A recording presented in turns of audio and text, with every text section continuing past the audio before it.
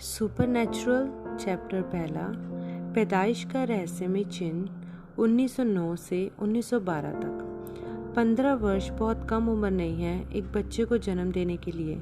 एला ब्रैनम ने स्वयं से ही बुदबुदाया, अपनी हिम्मत को बढ़ाने की कोशिश में। क्यों, मैं तो बस उतनी ही तैयार हूँ जितनी।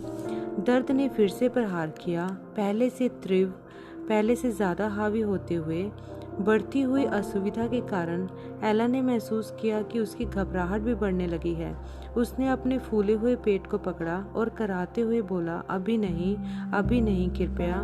जब तक चार्ल्स घर न लौट आए तब तक नहीं। पसीने की महीन बूंदों से उसका माथा भर गया। वह मिट्टी के फर्श पर लड़खड़ाती हुई उस कमरे की इकलौती खिड़की तक पहुंची, जो कि लट्ठे से बने दरवाजे के बीचों बीच लगाई गई थी। उस खिड़की में मौसम की मार को बाहर रखने के लिए कोई शीशा भी नहीं लगा हुआ था, केवल मात्र लकड़ी का एक किवाड़ था, जिसे एला दिन के समय खुला छोड़ दिया करती थी और रात को बंद कर दिया करती थी। अभी वह किवाड़ खुला था। चार्ल्स, वह चीख उठी। उसकी आवाज़ तो केंटकी के घने जंगलों में लुप्त हो गई सी प्रतीत हुई, जहाँ थे दूर तक फैले हुए पहाड़ और हर दिशा में उससे दूर तक फैलती चली जाती हुई वादियों के विस्तार। यह जानते हुए कि सबसे करीबी पड़ोसी भी मीलों दूर रहता है, एला को व्याकुलता की हद तक अकेलापन महसूस हो रहा था। दर्द उसके पेट में चारों ओर कसता चला जा रहा था, उसे आतंकित होने की अवस्था में पहुंचाते हुए। चार्ल्स, वह फिर से चीख उठी, चार्ल्स, तुम कहाँ हो? इसके बाद उसकी आवाज़ मध्यम होते हुए हल्की सी सिसकन में पहुंच गई। कृपया घर आ जाओ, मुझे तुम्हारी ज़रूरत है। चार्ल्स ब्रैनम को उस सुबह लकड़हारे के उसके काम का वेतन मिला था और वह शहर बर्कसविल, केंटकी चला गया था, बिब डांगरी लबादा की एक नई जोड़ी खरीदने के लिए। मेरे पहले बच्चे के समान में, उसने कहा था, लेकिन उसे इतनी देर किस वजह से लग रही है? क्या वह रास्ते में किसी शराब खाने में फंस गया? यदि ऐसा हुआ तो यह उनकी 1 वर्ष पुरानी शादी में पहली बार नहीं हुआ था। वह निश्चय ही चार्ल्स आज के दिन ऐसा काम नहीं करेगा। वह जानता था कि उनका बच्चा अब कभी भी आ सकता था। प्रसव संकुचन घट गया था, जिसने उसे पूरी तरह थका कर छोड़ा था। एला जरा जार हो चुके दरवाजे की चौखट से पूरी तरह टिक गई। चिनार व 5 वृक्षों के पीछे होते सूर्यास्त को देखते हुए, जिनमें कलियां आना शुरू हुई थी। यह वर्ष 1909 का अप्रैल था। एला कांप उठी थी जब उसने किवाड़ शटर को बंद किया था। अब एकमात्र रोशनी जो कमरे झोपड़ी में आ रही थी, वह अस्त होते सूरज की वे किरणें थी, जो अकुशलता के साथ बनाए गए लकड़ी के पटरों के बीच की झिर्रियों से छन कर अंदर आ रही थी। रोशनी की पेंसिल नुमा किरण पुंज मेज पर से, जो कि घर पर ही बनाई गई थी, एक पेड़ के तने को आरे से काट कर बनाए गए तख्ते पे पाए की जगह लकड़ी के ठूठों को लगाकर और कुर्सी की जगह एक बेंच के साथ धीरे धीरे गुजरते हुए पार निकल गई थी। एकमात्र अगला फर्नीचर जो उस इकलौते 12 फुट लंबे कमरे में जो था, वह एक पुराने किस्म का बिस्तर पलंग था, जो एक दीवार के साथ कील से ठुका हुआ था। एला लड़खड़ाती हुई उस बिस्तर तक पहुंची और उस पुआल की पड़ी गद्दी पर ढेर हो गई। रजाई को ठोड़ी तक ऊपर ओढ़कर मक्के की भूसी छिलके से भरा तकिया उसके सिर के नीचे हर बार उसके हिलने पर करकराता। जैसे जैसे कमरे में अंधेरा होते होते कालापन छा गया, एला पेरिस, टेक्सास में अपने पुराने घर के बारे में सोचने लगी, जहां उसने हाल ही में निकल भागने को सोचा था। पिछले वर्ष तो यह पूरी तरह असहनीय प्रतीत होता था, परंतु अब इस स्थिति से यह इतना भी बुरा नहीं लग रहा था। वह टेक्सास में एला हार्वी के रूप में बड़ी हुई थी। उसके पिता एक शिकारी, जाल में फंसा एक जानवर पकड़ने वाले और एक स्कूल के शिक्षक थे। उसकी माँ एक विशुद्ध चेरोकी इंडियन थी। एला जो कि 4 बच्चों में सबसे बड़ी थी, उसने एक बढ़िया बेपरवाह बचपन गुजारा था, जब तक कि 3 वर्ष पहले उसकी माँ की मौत लोहित ज्वर से ना हो गई। उस समय एला 12 वर्ष की भी मुश्किल से ही थी और उसका सबसे छोटा भाई सिर्फ 4 वर्ष का था। मातृत्व का कार्य उसकी गोद में भारी रूप से आ पड़ा था। फिर उसकी मुलाकात एक घुड़सवार चरवाहों के सार्वजनिक प्रतिस्पर्धा में चार्ल्स ब्रैनम से हुई। चार्ल्स 18 वर्ष का छोटे कद का एक खूबसूरत जवान था, जिसके घुंघराले काले बाल, चौड़े कंधे थे और पर्याप्त घुड़सवारी का हुनर था कि किसी भी बिग डैल घोड़े को हरा दे जिसे वे चुनौती देना चाहे। एला उसके प्रेम में डूब गई थी। उसके आकर्षण के वशीभूत उस वक्त तो शादी एक अच्छा तरीका मालूम पड़ा था अपने छोटे भाई बहनों की देखभाल के नीरस काम से बचने का।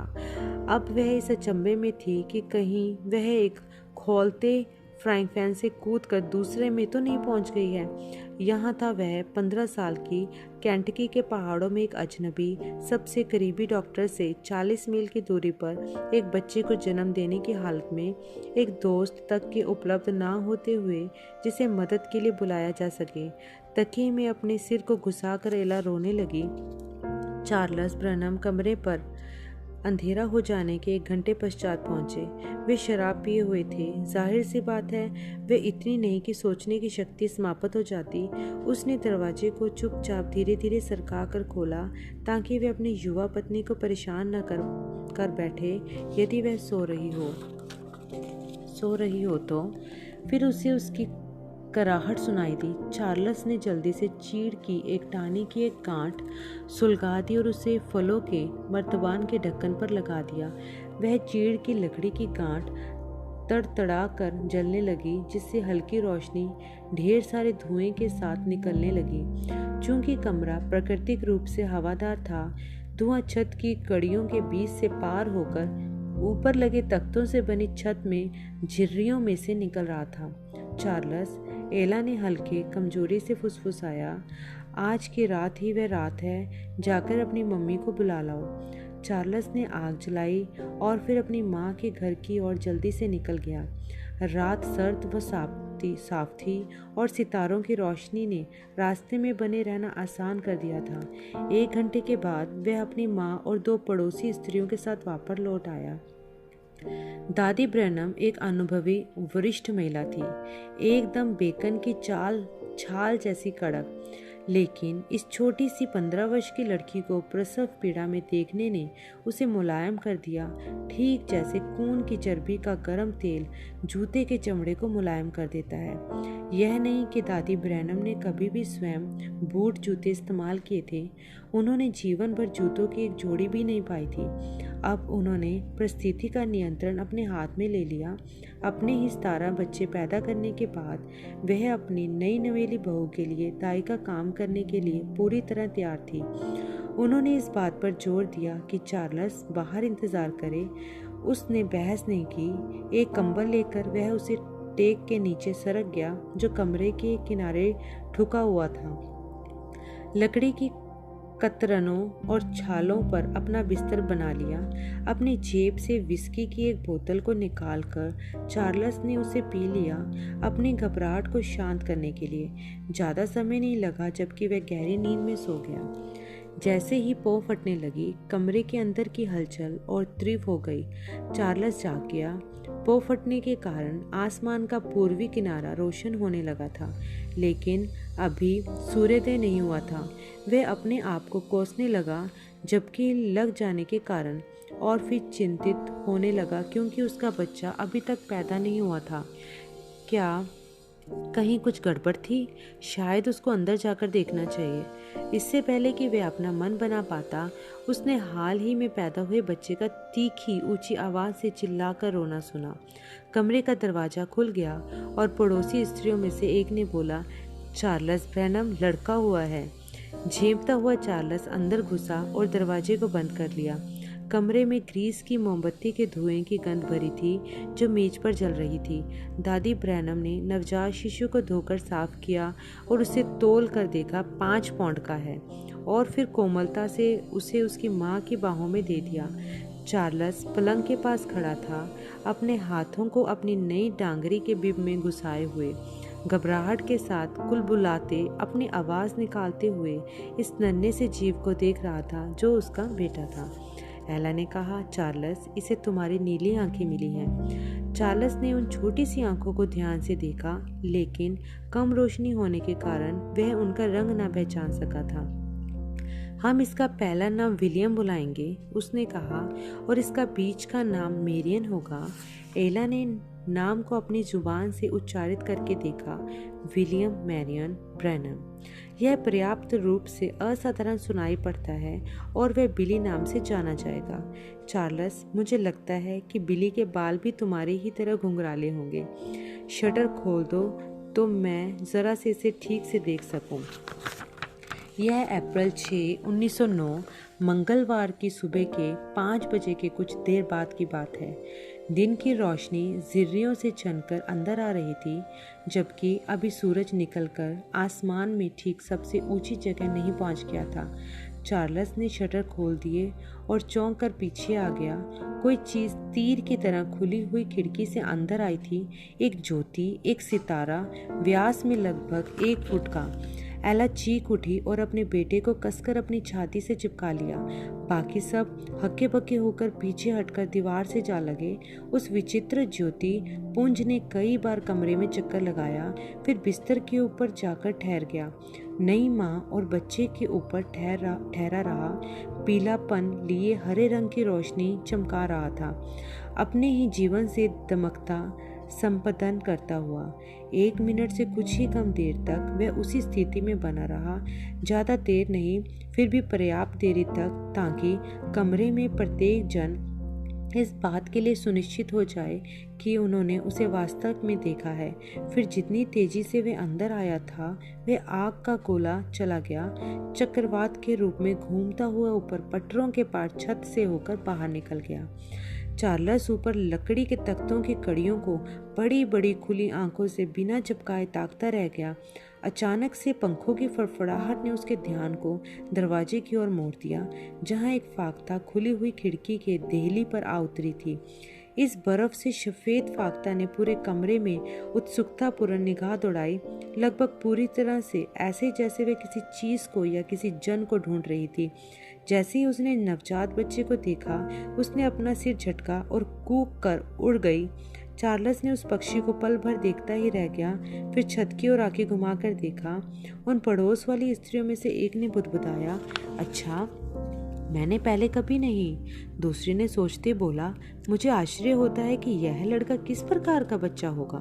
बिली ब्रैनम अभी सिर्फ 15 मिनट का ही था। यह खबर जल्दी ही उन पहाड़ी लोगों के बीच फैल गई कि पहाड़ पर एक बालक उत्पन्न हुआ है जिसके ऊपर एक ज्योति आई है। कुछ लोगों ने इसे यह कहकर अनसुना कर दिया कि वह आईने से प्रतिबिंबित सूर्य की किरण होगी। चार्ल्स और एला इससे बेहतर जानते थे, क्योंकि उनके कमरे में कहीं आईना था ही नहीं, और तो और उस समय सूर्योदय हुआ ही नहीं था। वे हैरान थे, क्या उस ज्योति पुंज का कोई आत्मिक महत्व था? चार्ल्स ने उसे भूल जाना चाहा, परंतु एला ने उसे भूलने नहीं दिया। वह लगातार इस बात पर जोर देती रही कि कुछ किया जाना चाहिए, और अंततः उन्होंने ये फैसला लिया कि उनके बालक को चर्च ले जाकर खुदा को समर्पित किया जाना चाहिए। पहले तो चार्ल्स ने इस विचार के विरोध में बहस की, लेकिन आखिरकार वह भी मान गया। यह मान गया होना उसके चरित्र के विरोध में कुरेदता रहा। अब सवाल यह आया कि वे उसे ले कहाँ जाएं। चार्ल्स ब्रैनम के पूर्वज तो शुद्ध रीति से आयरलैंड के कैथोलिक ही रहे थे। एला की ओर के लोग, हार्वी लोग, भी आयरलैंड के कैथोलिक में से ही जी रहे थे, सिवाय एला की माँ के, जो कि चेरोकी प्रजाति से थी। जबकि यह बात भी थी कि चार्ल्स व एला दोनों ही अपनी कैथोलिकवादी नींव से पूरी तरह अलग हो चुके थे, और दोनों में से किसी के भी कोई औपचारिक धार्मिक मान्यताएं झुकाव नहीं थे। तो अपने उद्देश्य हेतु वे इस बात पर सहमत हो गए कि सबसे बढ़िया चर्च वही होगा जो सबसे करीब मिले। जब बिली ब्रैनम 2 हफ्ते के हुए, चार्ल्स और एला ने उन्हें लपेटा और उन्हें अपोसम किंगडम बैप्टिस्ट चर्च ले गए, जहां एक छोटी सी कलीसिया प्रत्येक रविवार को इकट्ठा हुआ करती थी। एक पुरानी लकड़ी की इमारत में, जहां का फर्श मिट्टी का था और बैठने की बेंचें उल्टे रखे लकड़ी के कुंदों पर लगाए पटरों से बनी थी। अपोसम किंगडम बैप्टिस्ट चर्च का कोई भी निर्धारित पास्टर नहीं था। ज़्यादातर रविवारों को कलीसिया गाने गाती थी और बाइबल से पढ़ लिया करती थी, लेकिन हर 2 महीने के पश्चात एक सर्किट प्रचारकों की कमी के कारण कई स्थानीय चर्चों में बारी बारी जाकर प्रचार सेवाएं देने वाला प्रचारक आता था और एक सरमन वहाँ दिया जाता था। उस दिन वही पुराना प्रचारक वहाँ उपस्थित था। उसने नन्हे विलियम मैरियन ब्रनम पर प्रार्थना की, खुदा से यह मांगते हुए कि किसी दिन इस लड़के को अपनी सेवा हेतु इस्तेमाल करे। यह आखिरी बार था जबकि विली ब्रनम 23 वर्ष तक के लिए किसी चर्च में प्रवेश करेगा। लकड़हारे पेड़ काटने वाले का काम करने के कारण चार्ल्स को मजबूरीवश हफ्ते भर तक के लिए अपनी पत्नी और बेटे को अकेले छोड़ना पड़ता था। 1909 के उस अक्टूबर में एक बर्फीले तूफान ने उसे घर से काफ़ी दूर पेड़ काटने वाले शिविर में फंसा दिया। एला, जो कि अपने दूसरे बच्चों से 4 माह के गर्भ से थी, चिंतित हो उठी थी क्योंकि रोजमर्रा की ज़रूरत का सामान समाप्त होने लगा था। जब उसकी जलाने वाली ईंधन लकड़ी समाप्त हो गई तो उसने अपने पैरों को बोरियों टाट से लपेटकर बांधा और कमर तक ऊंची बर्फ और काटती हुई हवा से संघर्ष करती हुई आगे बढ़ती गई। पग पग रास्ते के लिए जद्दोजहद करके जंगल से कोमल टहनियाँ और सूखी डालियाँ काट कर वापस अपने कमरे में घसीट कर ले आने की कोशिश करने में लगी रही, ताकि किसी भी तरह उसके घर में आग बनी रहे। परंतु जब उसका भोजन भी समाप्त हो गया, वह हिम्मत हार गई। आग बुझकर राख बन गई थी। एला बहुत कमजोर हो गई थी अगली बार फिर से जंगल में जाने के लिए। कमरे में उपलब्ध कपड़े के हर टुकड़े चीथड़े को इकट्ठा करके उसने स्वयं को और अपने बेटे को उतनी अच्छी तरह लपेट लिया जितना वह कर सकती थी, और बिस्तर के अंदर घुस गई और ऊपर तक रजाई ओढ़ ली। बाहर तो हवा बिना रुके चीख रही थी। कमरा इस हद तक ठंडा हो गया था कि बाल्टी में रखा पानी भी जम गया। एला ऊपर छत की कड़ियों को एकटक देखने लगी और उसे फिर से ख्याल आया उस पवित्र ज्योतिपुंज का जो उसके बेटे के जन्म पर आया था। वे उसके विषय में पिछले 6 मास में कई बार विचार कर चुकी थी। कभी कभी वह यह भी सोचा करती कि यह इस बात का चिन्ह है कि बिली महान बनने के लिए पूर्व निर्धारित है। अब यह सब बेमतलब सा जान पड़ता था क्योंकि उन दोनों की ही मृत्यु ज्यादा दूर प्रतीत नहीं होती थी। उसका सबसे करीबी पड़ोसी एक वृद्ध आदमी था जो घाटी के पार रहता था। जब तूफान बीत गया, यह व्यक्ति कुछ कामकाज निपटाने के लिए बाहर निकला। वह ब्रनमों के कमरे के ऊपर के हिस्से को देख सकता था और उसका ध्यान इस बात पर गया कि उनकी चिमनी से कोई धुआं नहीं निकल रहा है। पहली बार तो उसने ज़्यादा विचार नहीं किया, पर कुछ दिनों के पश्चात उसे चिंता होने लगी। वह जानता था कि तूफान से पहले उस कमरे में धुआं उठ रहा था और तूफान के दौरान कोई भी कमरे से बाहर नहीं निकला होगा। इस बात से संशित होकर कि कुछ गड़बड़ बुरा न हो, उसने जांच पड़ताल करने का निर्णय लिया। जब वह कमरे के पास पहुंचा तो उसने पाया कि ताजी गिरी बर्फ पर पैरों के कोई निशान नहीं थे। इस बात ने उसके डर की पुष्टि कर दी कि कोई भी कमरे के बाहर नहीं गया है। तूफान के बीतने के बाद उसने खटखटाया, परंतु उसे कोई उत्तर प्राप्त न हुआ। जब उसने दरवाज़ा खोलने की कोशिश की तो उसने पाया कि वह तो अंदर से बंद है। अब उसे समझ आ गया कि कोई ना कोई तो अंदर है, कोई जो गंभीर रूप से समस्या में है, नहीं तो उन्होंने उत्तर दिया होता। बड़ी कोशिशों के पश्चात उसने दरवाजे को बलपूर्वक खोल ही दिया। जो उसने अंदर से बंद पाया, उसके रोंगटे खड़े हो गए। एला और उसका बच्चा पलंग पर सिकड़े हुए पड़े थे, ठंड व भूख से लगभग मृत। तेजी से पड़ोसी ने एला की कुल्हाड़ी ली और जंगल में दौड़ गया। पर्याप्त ईंधन ले आया कि कमरा गर्म हो जाए।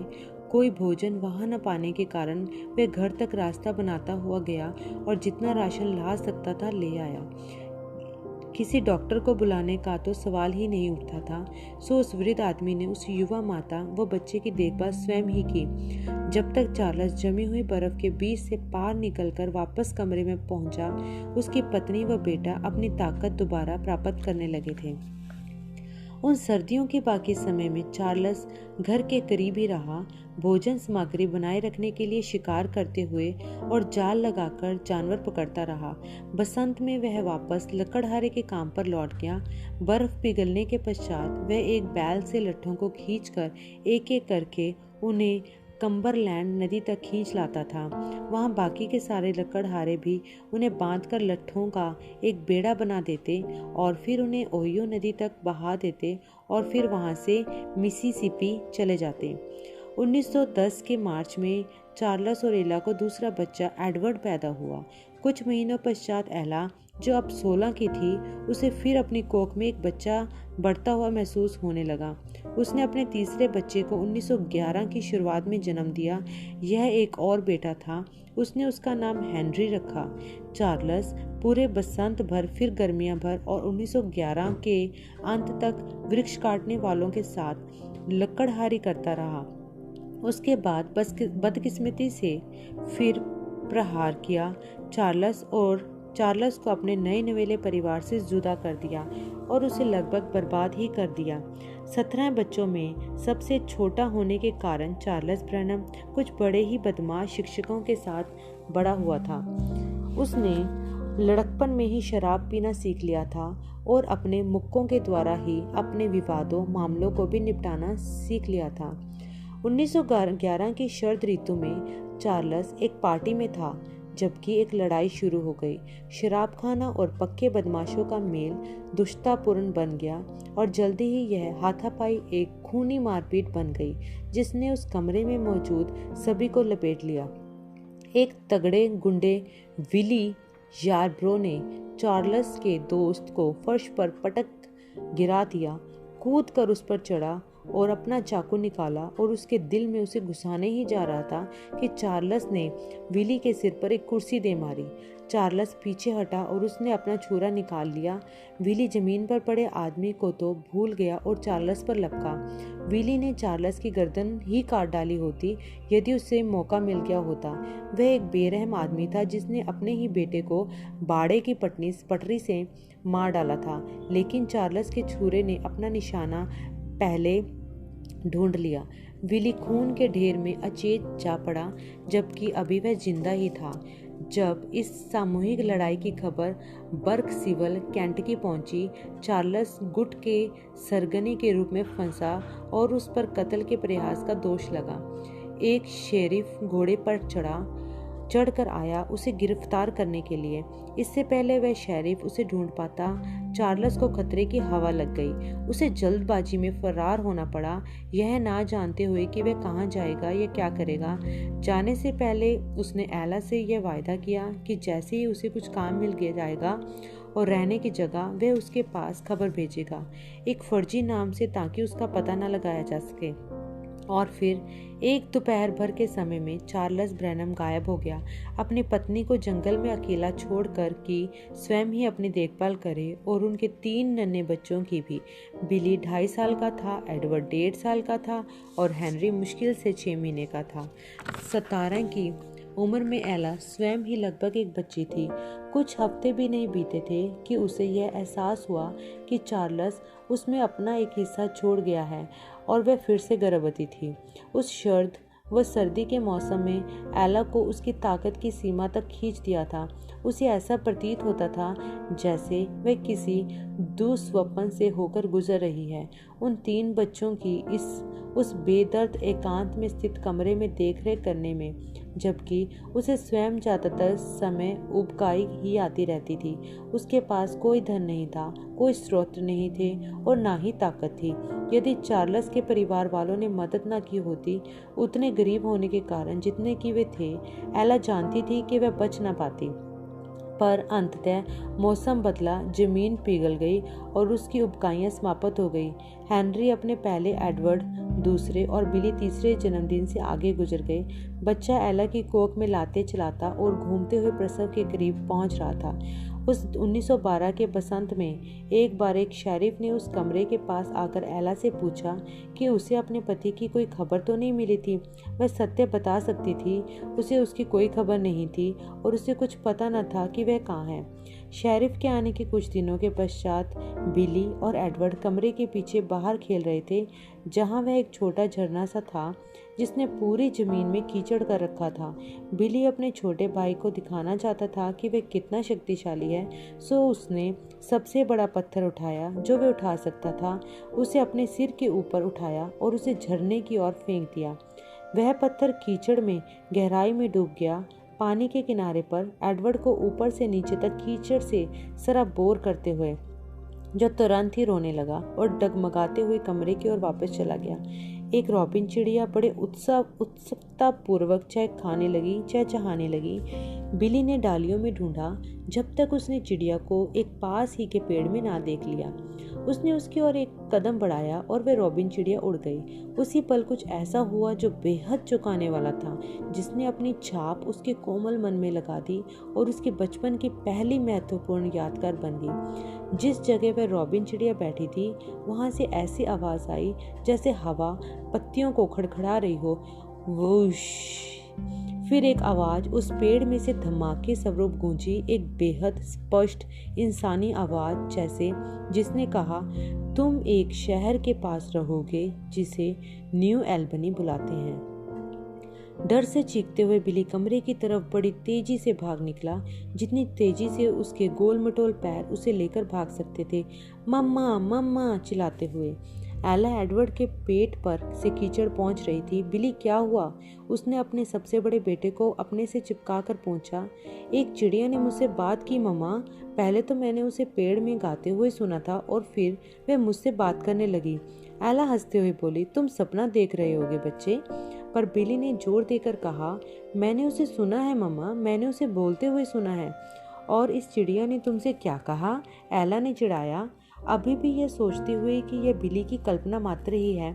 उसने कहा, हम एक शहर के पास जाकर रहेंगे जिसको न्यू एल्बनी बुलाते हैं। इस उत्तर ने उसे चौंका दिया। यह ऐसा कुछ प्रतीत नहीं था जो एक छोटा लड़का अपने खेल खेल में बना लेगा। वह कैबिन के पिछवाड़े गई और जंगल में चिल्लाकर बोली, हेलो, क्या वहाँ पर कोई है? जब वे वापस अंदर आई, बिली ने पूछा, मम्मा, यह न्यू एल्बनी कहाँ है? यह इंडियाना में एक छोटा शहर है, लुईविल, केंटकी से नदी के ठीक पार, यहाँ से तकरीबन 100 मील दूर। बिली, तुमने न्यू एल्बनी की बात कहाँ से सुनी? मैंने कभी न्यू एल्बनी के बारे में नहीं सुना था मम्मा, जब तक कि उस चिड़िया ने ही मुझसे यह नहीं बोला था। मम्मा, हम वहाँ कब जाकर रहेंगे? क्या पापा हमारे साथ वहाँ पर रहेंगे? एला ने अपना सिर हिलाया। कई हफ्तों के बाद चार्ल्स का पत्र आया, जिसका बहुत लंबे समय से इंतजार था। एला उस लकड़ी के कुंदे की मेज पर बैठ गई, उस लिफाफे को एकटक देखते हुए जिसे उसने अपनी कांपती उंगलियों के बीच फाड़कर खोला। बिली अपने पंजों पर उचक कर खड़ा था, मेज के ऊपर झांकते हुए। उसे खोलो मम्मा, एला ने झेंपते हुए हंसकर कहा। हाँ हाँ, अभी लो, हमने इसके लिए बड़े लंबे समय तक इंतजार किया है और इंतजार क्यों करें।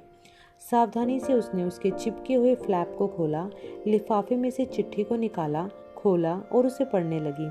क्योंकि उसके पिता एक स्कूली शिक्षक थे, उसने पर्याप्त शिक्षा प्राप्त की थी, लेकिन चार्ल्स लगभग ना के ही बराबर स्कूल गया था और ना लिख पाता था और ना ही पढ़ पाता था, अपना नाम तक नहीं। लुईविल में रहने वाले उसके एक भाई ने यह पत्र उसके लिए लिखा था। मम्मा, उसमें क्या लिखा है? बिली ने पूछा।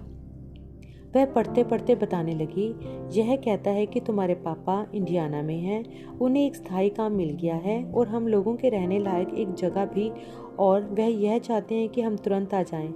यह एक छोटे से कस्बे में है जिसे यूटिका बुलाते हैं, जो तकरीबन 10 मील उत्तर पूर्व में है। वह अचानक रुक गई और चकित आंखों से अपने 3 साल के बेटे को देखने लग गई। यह कैसे हो सकता है? कहा, मम्मा, यूटिका कहाँ है? बिली ने जोर दिया।